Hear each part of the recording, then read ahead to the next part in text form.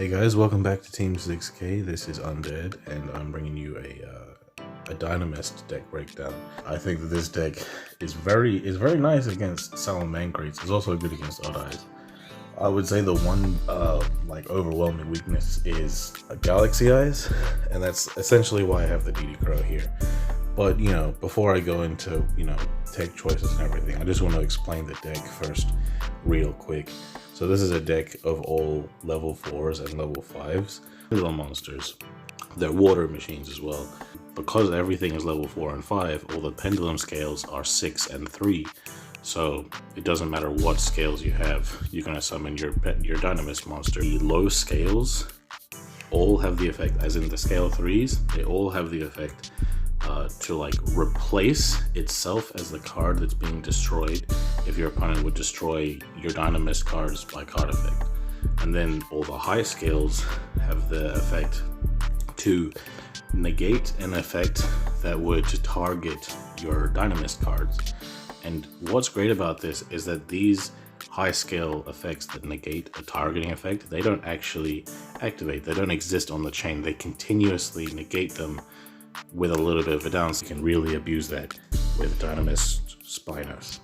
So what Dinomist Spinos does is it actually has two ignition effects. The first one is I contribute a Dinomist, other than itself obviously, to allow Spinos to attack directly, and the other one is I can also attribute another Dinomist to be able to attack twice. Since we are in Duel Links and we have 4,000 life points as a starting life point total, and this guy has 25 attack, it doesn't matter so much that we're losing card advantage by attributing two other Dinomists. In a Pendulum deck whose focus is getting out 3 Dinomists anyway, because it's a Pendulum deck at the end of the day, we're going to be able to attack twice and win immediately. And if our opponent has anything to disrupt our Spinos, we have our scales to be able to protect it from those card effects. So yeah, that's essentially the main play of the deck. Everything else in the deck is secondary to that game plan. That game plan of just attack directly 2 times, easy. 1 copy of Dinomist Rex. Apart from Spinos, this is the only other level 5 that I have in the deck, because I think until we get some decent rank 5s in Duel Links, we only have, realistically, we have like a couple, and they're not good enough to play in this deck, other than rank 4s. Like you'll see here, I got a few rank 4s here, a couple of rank 5s here. The extra deck does not matter that much, to be honest with you. And if I'm going to go into any rank 4 at all, I'm going to be going into Abyss Dweller. Of course, it's fantastic in this format. Salamangreats, it really does hurt Salamangreats quite a lot. It hurts a lot of decks, to be honest with you. But realistically, the entire extra deck could very well just be a 1 copy of Abyss Dweller and 7 empty slots. So because of the fact that Abyss Dweller is so important, and the fact that all our monsters are water as well, that attack boost is also kind of nice. For that reason, I'm just kind of maximizing myself on level 4 Dinomist monsters rather than the level 5. So Dinomist Rex, being a level 5, he doesn't help that whole situation all that much. But his effect is kind of nice. It's just not nice enough to play more than 1. His effect is, after it attacks, I contribute another Dinomist monster to either non-target, remove, I think shuffle into the deck a card on my opponent's field or their hand. So that's fantastic removal, because it doesn't target, so they don't know what you're going to pick, and they can't negate it with an effect that negates targeting or destruction. And also shuffling away from their hand is very nice. Takes away a little bit of their follow-up ability. And then that other effect is it can attack it again on a monster, and then it pierces. That effect doesn't come up, and to be honest with you, that first removal effect, that also doesn't really come up a whole lot, because we're usually just trying to go for the double attack for game with Spinos. But it's nice to have the Rex just in case there's something that is just absolutely impossible, and we do have ways to search for it in this deck. We have 6 ways to search for it, so playing 1 copy is completely fine. Next up, we have Dinomist Terran. This guy, he's nice. but he's not nice enough to make him nuts. Like, if he could just on summon search for a Dinomist, he would be fantastic, but he has to destroy a monster by battle to search for a Dinomist. And that happens, I mean, it happens now and then in like grindy games. So, you know, in grindy games where you know that your opponent is doing a good job at grinding, Terran can help you stay in the game a bit, just by gaining you some additional card advantage to give you follow-up plays against your opponent's follow-up plays. So this is kind of one of the ways that you would search for Rex, but generally speaking, you're either going to use Terran to search for a Spinos or a Charge, and I'll get into Charge a bit later. Ankylos lets any of your monsters, if your Dinomist monster destroys their monster is going to be banished. Next up, Plesios. Plesios actually legitimately comes up. Out of all of the secondary Dinomists, I actually like the Plesios the most, because it makes your opponent's monsters lose attack equal to the amount of Dinomists you control. And that's not just monsters, that's Dinomist cards.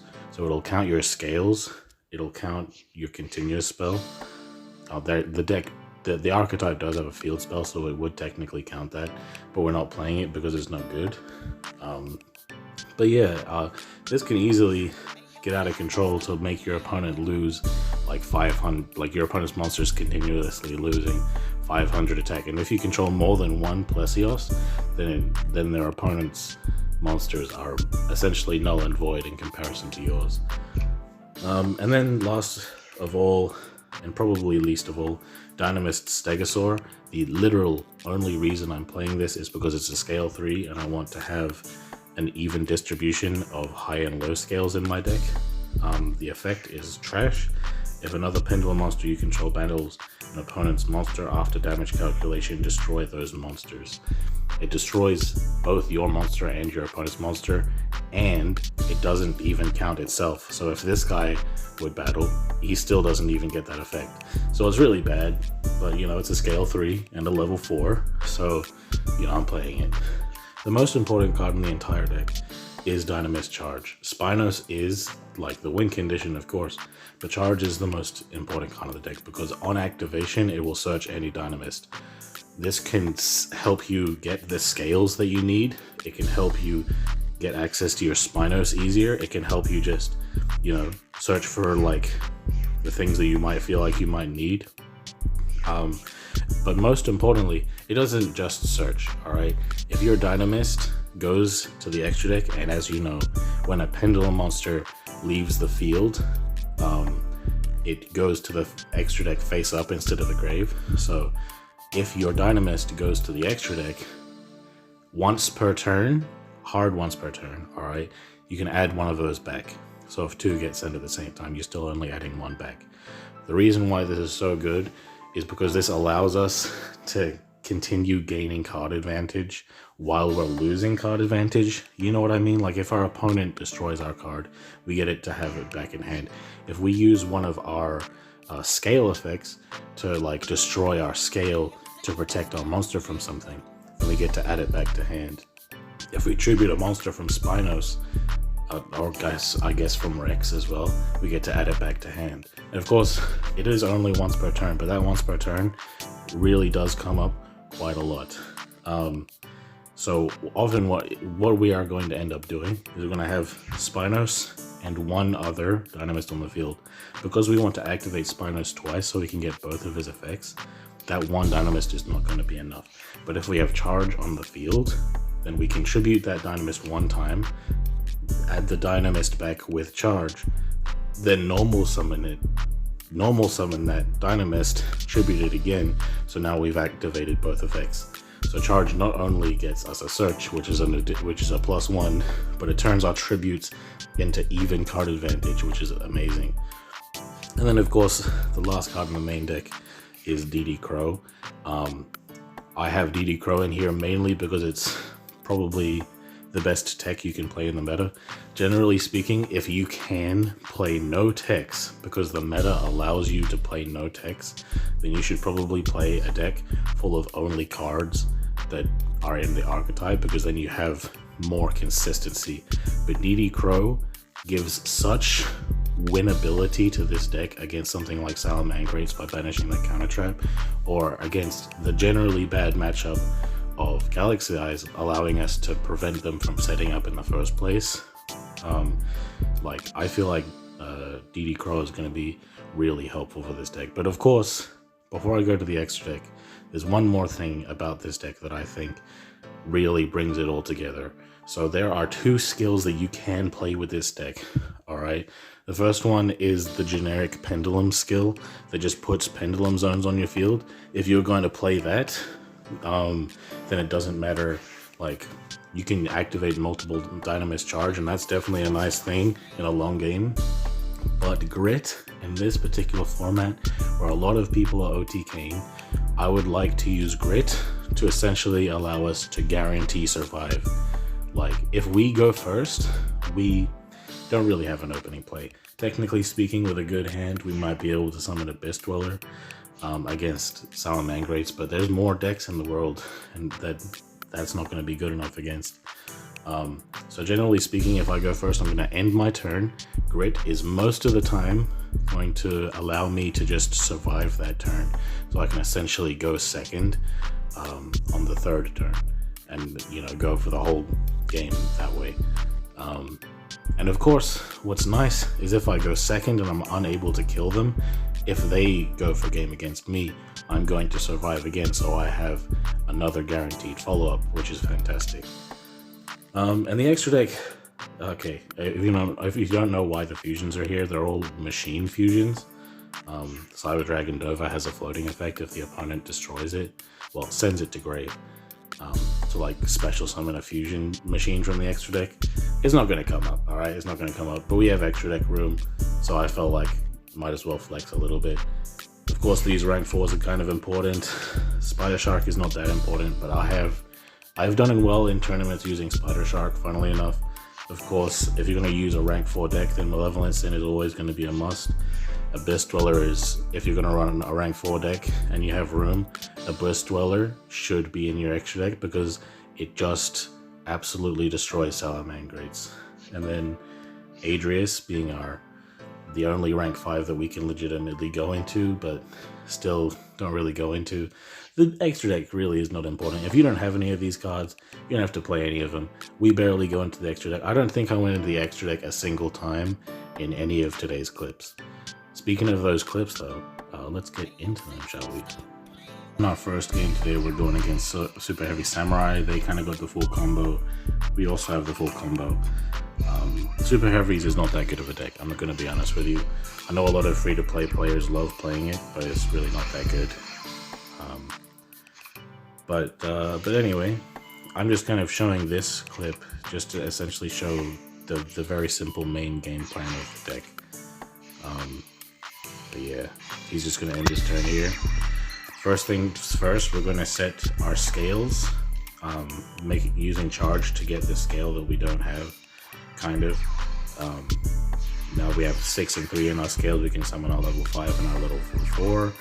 We're going to be able to tribute Plesios. The charge is going to add back the Plesios. We're going to normal summon the Plesios and tribute it again to get that second effect. Of course, we're going to use DD Crow to get rid of the Super Heavy Samurai Giga Gloves. This should actually hard counter our strategy, but if we did not have access to that DD Crow, we probably would have gone into Abyss Dweller to prevent it from activating in the first place. I'm just glad that we did top deck it for turn.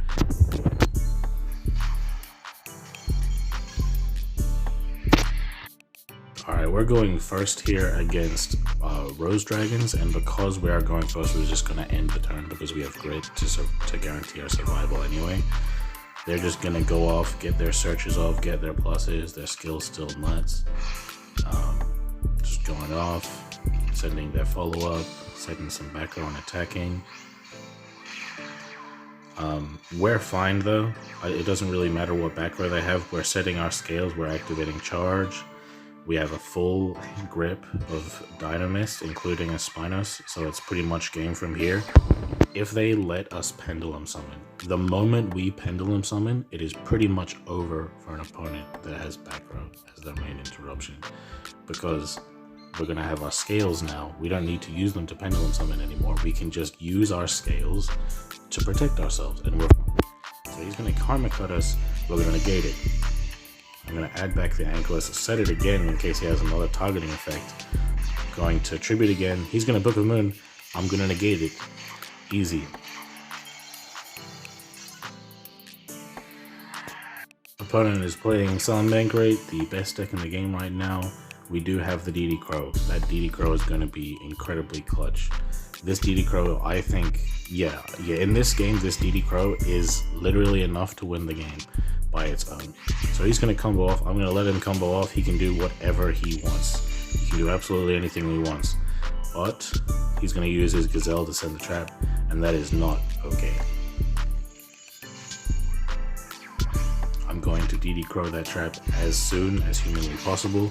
He's going to keep comboing, but it's not going to matter, because pretty much Salamangreats, if you DD Crow their counter trap, it's very hard for them to come back. I think he ends up scooping this game, but yeah, he scoops it up. Yeah. I'm going first against Salamangreats this time. I have DD Crow again, which is definitely nice, but he's going second, so he believes he's going for an OTK play, so he uses his Gazelle to instead send a monster. This is actually going to allow my DD Crow to be equally as impactful. Regardless of what he sends, I'm going to be able to disrupt his graveyard play very well. He's going to activate Jack Jaguar, targeting his Falco, to shuffle the Falco back into the deck to special summon the Jack Jaguar. And Jack Jaguar's effect in the graveyard is a hard once per turn. So I'm going to use my DD Crow here to banish the Jack Jaguar. So not only can he not use the Jack Jaguar effect because it's banished, but he also can't use his other he can't use his other Jack Jaguar. So no Falco, sorry, not Falco. Is it Falco? Yeah, it's Falco. So no Falco, no Jack Jaguar from one DD Crow. I've turned on both of his graveyard summons. I'm going to activate a scale to protect my charge. I'm going to activate my 3 scale, pendulum summon for 2, trying my best to not summon to this zone here. He's going to warning point. So I can't attack and I can't use my monster's effects, and I can't use them as extra deck material, but it's okay because I have so much protection and follow up that it's not going to matter here.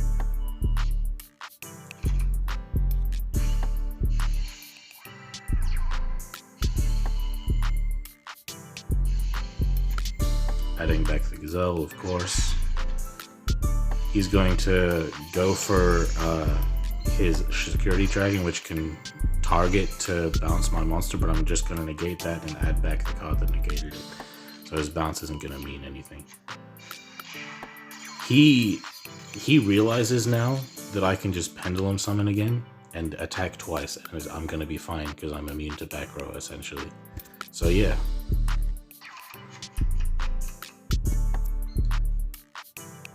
Opponent's playing Odd Eyes here. This is technically supposed to be the second best deck in the game. This Necro Valley, it does not mean anything. A lot of the best interruptions in the game right now are all graveyard based. What is so great about Dinomist is that this deck does absolutely nothing in the graveyard because it is a pendulum deck. He's going to MST, and I am going to negate it, but because charge is not finished resolving yet, the Ankylos is not going to be added back to hand with the charge, but that's okay because charge still will have the effect to add something back. We just need to add something back at some point or another. But yeah, we're going to set our scales, pendulum summon for 2, tribute once, add back, normal summon. Well, actually, we're going to set here twice, attack, easy game. This guy has an 8-game win streak and we're about to crush his soul.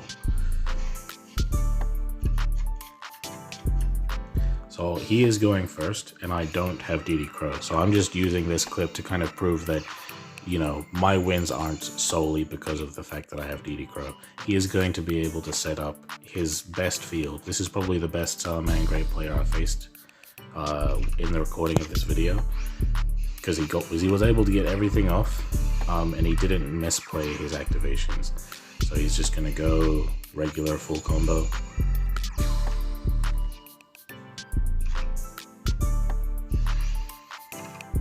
sending the trap so we can add it back with the Sunlight Wolf, activating the Sanctuary so we can go into a second Sunlight Wolf, add back the Roar, summon Abyss Dweller in the Sunlight Wolf zone so we can add back Zell, setting the Roar, of course. I'm going to activate my Scales. I'm activating my Scales first because I'm trying to bait out that Roar. Hopefully he activates it, but he's a smart player. He will negate the charge here, which is the best card to negate here. It's going to prevent me from OTKing, but I am going to be able to get rid of the Sunlight Wolf and have a pretty deep board. I have 4 Dinomists on the field, and this Plesios is going to make all of his monsters 400 smaller because of that. So he can do as much as he likes. He's going to reset his trap, of course, but I'm not planning on activating any effects anytime soon, so that trap being set is fine by me. I'm going to normal summon. He's going to Karma Cut. I'm going to negate with Ankylos, and like I said earlier, the Ankylos doesn't activate. It continuously negates while also destroying itself. It does continuously destroy itself, so he could not activate the Roar in response to the Ankylos negating his Karma Cut. So I'm going to destroy his field. I'm going to be just shy of lethal, but from this game stance, I don't know what I'm saying. From this game point, he's not going to be able to follow up in any meaningful way, so I'm just going to be able to attack the game. I'm going first here against Superheavy Samurai, so I end my turn so that they can go first. I know that they're not going to be able to kill me through grit. They're just going to be doing their standard Superheavy Samurai OTK play, you know, equip their thing with Soul Horns to attack twice. I'm good though. I'm good. I have the full combo. I'm just going to be able to attack twice, and it'll be easy win for me. He doesn't have anything engraved worth DD Crowing at the moment, so I'm just going to save that DD Crow. Yeah, he just scoops. He knows what the deck does. We pretty much have the same game plan of attacking directly twice. I'm going second against Dark Magician. Last game of the day. Don't sleep on Dark Magician, by the way. It's a very solid deck. I might make a video on it if you guys want. I'm just going to Pendulum Summon 3. Once I Pendulum Summon, like I said before, if I have 3 monsters and they let me Pendulum Summon, it is game over. Alright, I forgot to see that here. He's going to do everything he can.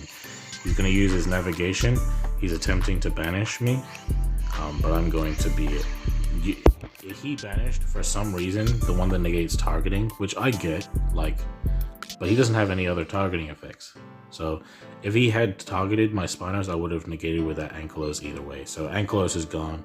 I'm just going to attack twice. He's going to use Soul to search for Dark Magic attack. It doesn't matter, I'm already attacking directly. GG.